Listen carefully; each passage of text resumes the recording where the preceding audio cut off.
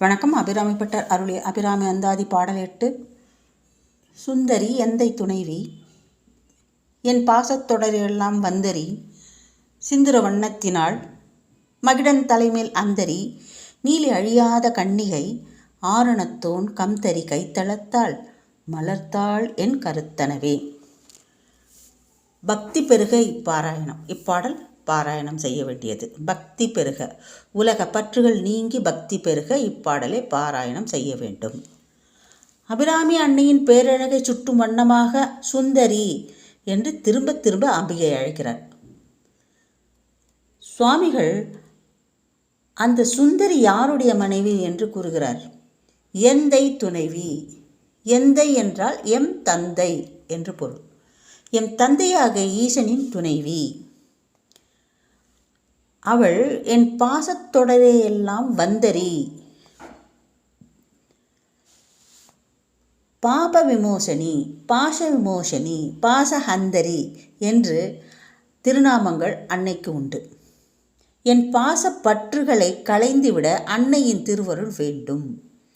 அன்னையின் ஆற்றல் எனக்கு உண்டான பாப விமோசனம் நீங்க அருள வேண்டும் என்று கூறுகிறார்.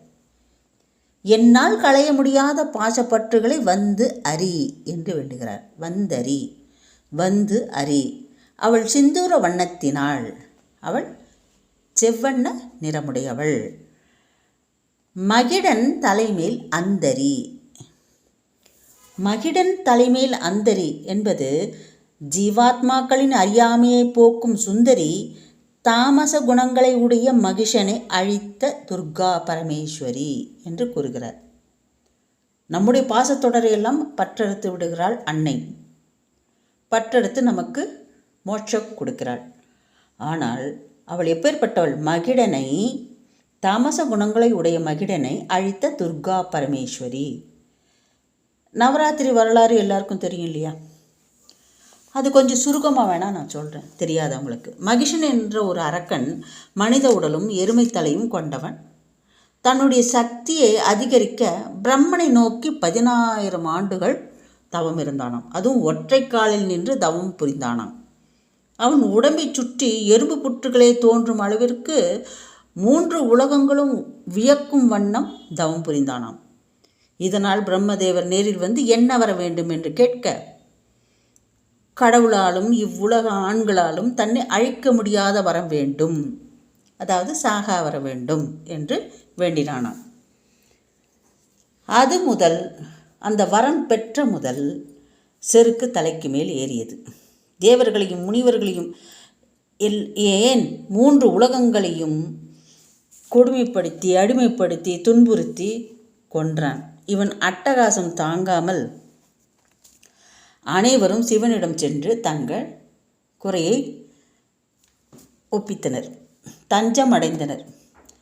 கடவுள் ஆண்கள் இப்படி வெறும் அவனை இப்படி யாராலும், கடவுளாலும் ஆண்களாலும் யாராலுமே அவனை வீழ்த்த முடியாது என்பதால் மும்மூர்த்திகளும் தங்கள் சக்தியை கொண்டு மகா சக்தியை படைத்தனர். அவள்தான் அன்னை பராசக்தி. அழகான பெண்ணாக உருவெடுத்து வந்த அன்னையை மணக்க எண்ணினான் அந்த அரக்கன். அவள் என்னிடம் போர் புரிந்து என்னை ஜெயிப்பவர்கள், என்னை வெல்பவர்கள் மனம் முடிக்க தயார் என்று கூறினாள். அவ்வண்ணமே போர் தொடுத்தான். 9 உருவன்களாக தோன்றி 9 நாட்கள் போரிட்டு 10ஆம் நாள் தன் சூலத்தால் மகிஷனின் தலையை கொய்தாள். காலால் மிதிக்கிறாள். மகிஷனின் தலை அவள் காலின் அடியில். அப்பேற்பட்ட கன்னிகை அழியாத கன்னிகை என்று சொல்கிறார். மகிடன் தலைமேல் அந்தரி நீலி, நீலவண்ணம் கொண்டவள். அந்த மகிஷனை அழித்த மகிஷாசுரமர்தினி நீலவண்ணம் கொண்டவள், நீலி, அழியாத கன்னிகை. உலகத்துக்கே அன்னை ஆயினும் அம்பிகை அழியாத கன்னிகை என்கிறார். நீல நிறமுடைய நீலி என்று கூறுகிறார். ஆரணத்தோன் கம்தரி கைத்தளத்தாள் மலர்த்தாள் என் கருத்தனவே. ஆரணத்தோன் கம்தரி. ஆரணம் என்றால் வேதம்.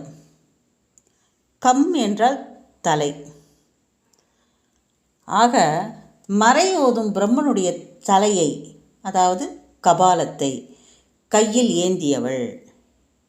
எல்லோருடைய தலையெழுத்தும் எழுதும் பிரம்மன் அவன் தலையை திருப்பி கபாலமாக பிடித்திருக்கிறாள்.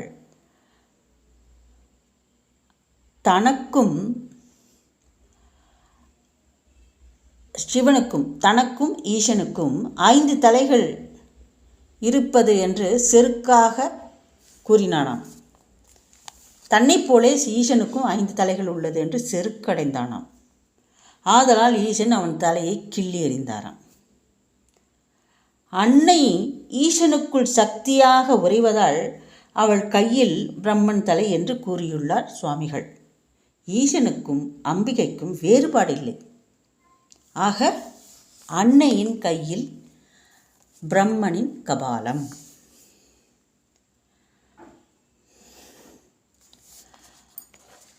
ஆக ஆரணத்தோன் கம்தரி கைத்தளத்தாள் மலர்த்தாள் என் கருத்தனவே என்பது